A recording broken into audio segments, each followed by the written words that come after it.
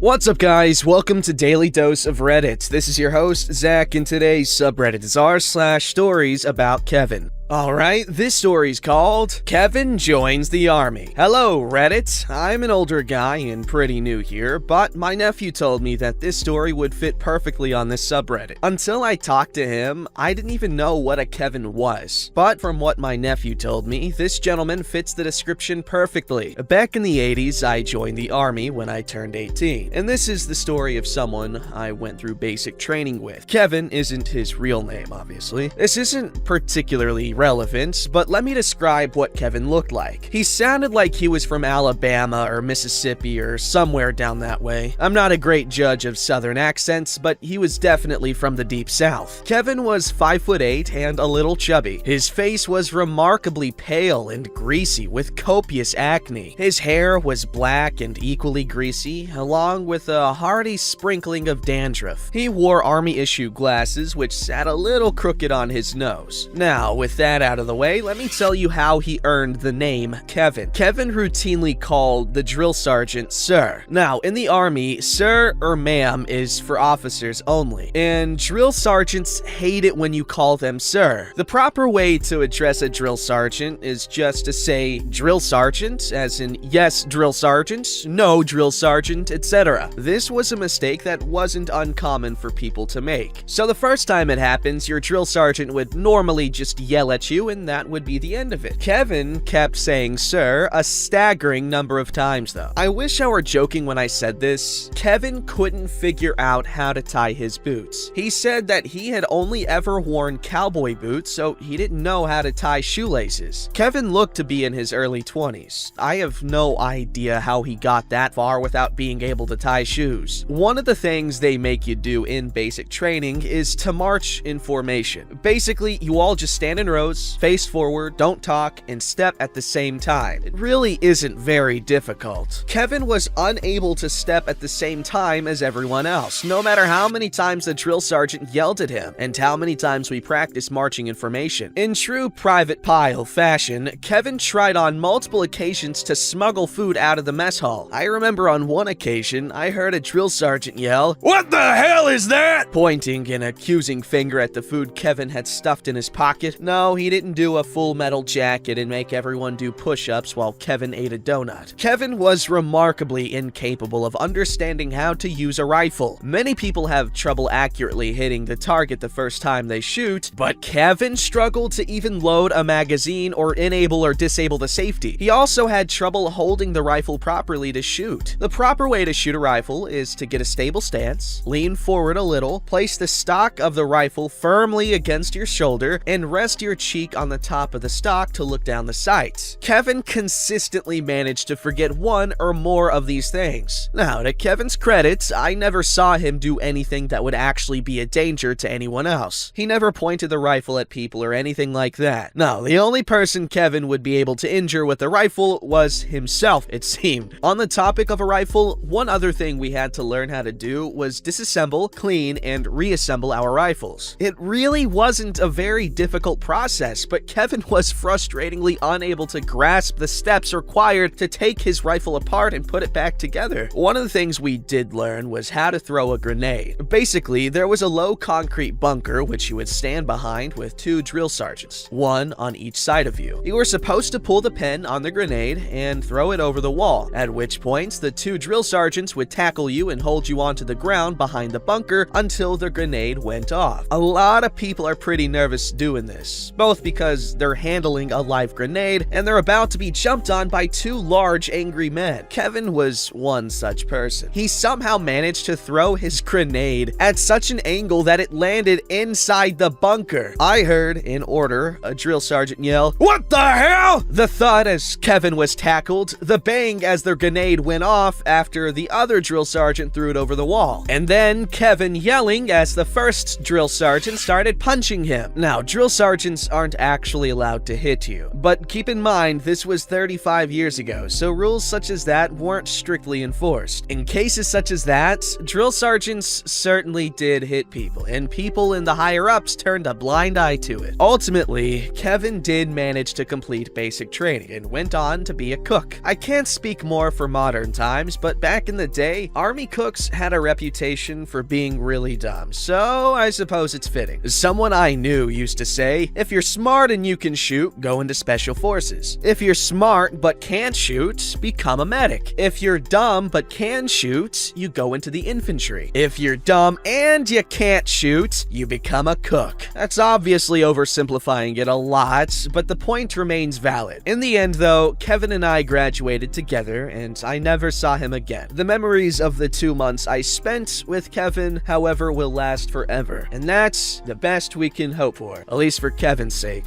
I'm kidding. I hope he managed to find a way to...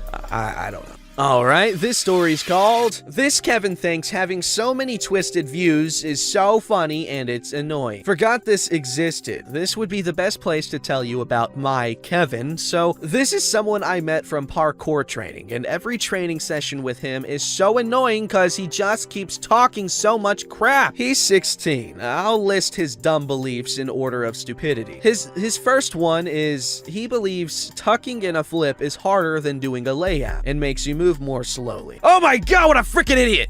He believes that clouds stop it from being windy. Had to take him outside on 3 separate occasions when it was both cloudy and windy, cause one didn't prove our point. He believes that being gay is, and I quote, a disability, and that you have to go to a doctor to be told you're gay. We tell him that's homophobic because that's exactly what he's being. But I don't know what this is trying to say, but his friends think he is because he thinks phobia is being scared of something, and he thinks he's not scared of gay people, he's not homophobic. I swear to God he said that. When we then asked him if gay marriage would affect him in any way at all, he couldn't think of an answer. That's when he said that being gay and transgender is a disability to try and change the subjects because, and I quote again, we should try to help them get fixed cause that's not how humans were made or made to be. He also believes that climate change isn't real. Now, while I know there's a larger amount of people who believe this, his argument was that the world naturally heats up and cools down, which is true to a degree.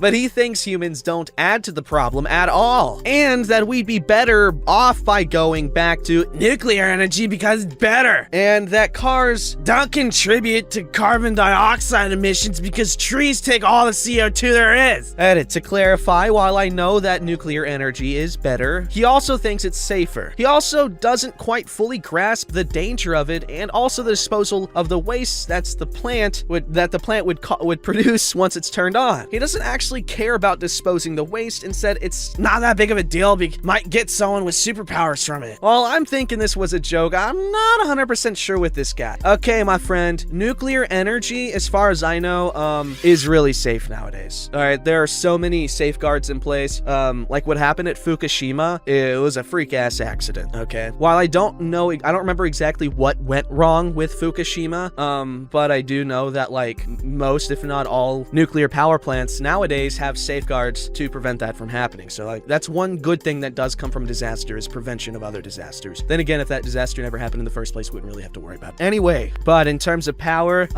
we've got liquid metal batteries coming and nuclear fusion, which is better than everything. Anyway, there's also a local river near where I live that runs next to what used to be an industrial area and slaughterhouse. Multiple houses and most of the crap produced there flowed into the water there. The place was transformed into my city's Olympic Park, and it was somewhat cleaned up, but still has very bad water quality. There are even signs 3 suburbs away from there that say don't eat any marine life caught in the river. He swam in it and refuses to believe it's poisonous. There were 6 people in that day that told him, but he didn't believe any of us. And he also thinks if you're really fat, you are bull bulletproof and that a bullet can't kill you. I mean, if you're fat enough, technically, right? Fat can stop a bullet, like if you have enough of it, theoretically. But if you get to that point, you don't have to worry about the bullets killing you. He also climbed a street sign once, 50 meters away from police that were doing roadside drunk driving tests. I swear to God, all of this is real, and some happened just yesterday. Yikes. Dude, if this dude doesn't end up with superpowers due to some freak accident, I don't want to live here anymore. Kevin doesn't know how dogs work. My next door neighbors have 2 Pitbull dogs. They are super cute and are giant teddy bears. Well, that is until you try to come onto my porch or their porch and they don't know you. If that's the case, they will stand there barking their heads off, but ultimately they do nothing. All bark, no bite, so to speak. So I was outside getting ready to start shoveling snow. My husband was gathering the garbage to take out, and then he would be out to help. So I was shoveling what I could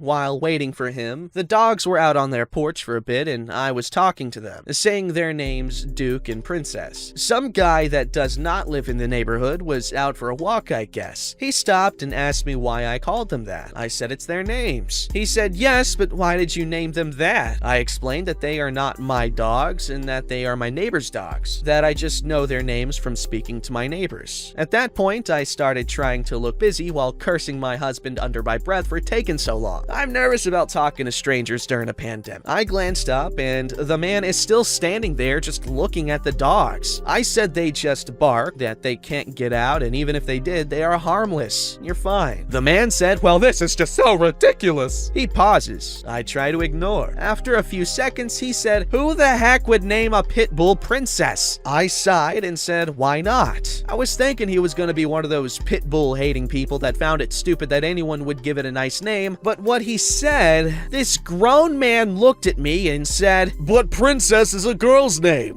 I was confused and said, yeah, she's a girl. This full-grown man looked at me and laughed. Not a quick, ha-ha kind of laugh, like a 30 or 40 second long laugh. Then he dropped this bomb. Pitbulls can't be girls. I just said, what? He repeated this. I said, how do you think Pitbull puppies are made? This man told me breeds weren't made or even breeded or bred. 2 dogs had babies and their breed was assigned depending on things like gender, muscle mass, and any other physical and personality characteristics. Pitbulls, Dobermans, Rottweilers, Labs, Retrievers, and some others are always boy dogs. Pomerans, Poodles, Yorkies, and other small dogs were females. This man seemed to be older than me, so I'm guessing 50s. He seems sober and put together, but this man thinks a bunch of breeds are only male and another bunch are female. I then ask, explain crossbreeds like Labradoodle and Puggles. He looked at me like my hair was on fire. I quit. I went inside and told my husband a crazy man is outside and we should just stay in for a bit. I thought he was gonna say dogs can't be girls.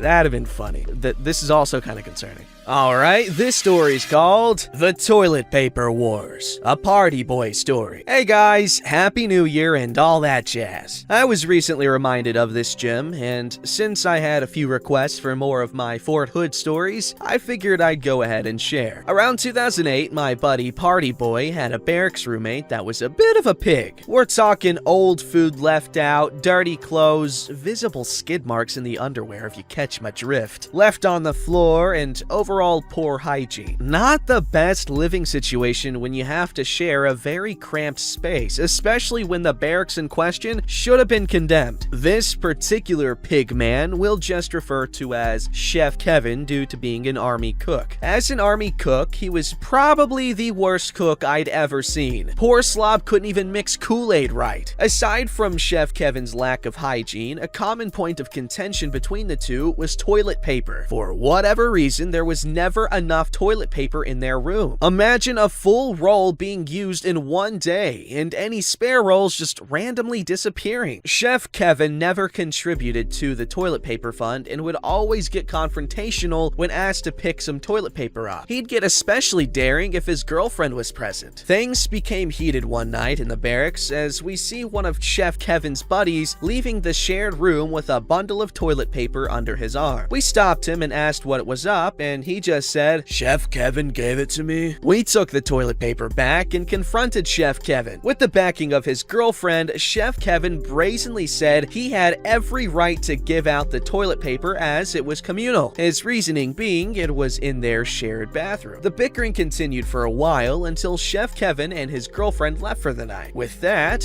we hatched a plan. Party Boy decided to move all the toilet paper to his personal wall locker and leave only a few strips on a single roll. To help add insult to injury, I took what was left of the roll, unrolled it, and wrote, "Ha ha! You're screwed now!" on the bare roll before rolling the little bit back up. Party Boy then put a lock on his wall locker, and we went out to do some bar hopping in Austin. Sometime later in the night, Party Boy received a one-word text from Chef Kevin calling us buttholes. We laughed about it and went back to partying. We didn't get back until roughly 2 a.m. and found Party Boy's room trashed. Apparently, Chef Kevin looked everywhere for some toilet paper and never found any. We even saw what looked like scratch marks on Party Boy's wall locker, like someone had tried to break the lock off. Myself and another one of our buddies helped Party Boy clean his room up a bit and just naturally assumed Chef Kevin needed to blow his nose really bad. The next day, Chef Kevin returned and chewed Party Boy out. Apparently, Chef Kevin had a bout of violent diarrhea the night before and didn't appreciate the message in the toilet paper. There were still issues between Party Boy and Chef Kevin, but luckily none were toilet paper related. Chef Kevin sounds like a horrible roommate, and glad that's over for Party Boy. Don't forget to like, subscribe, and hit that bell to never miss an episode.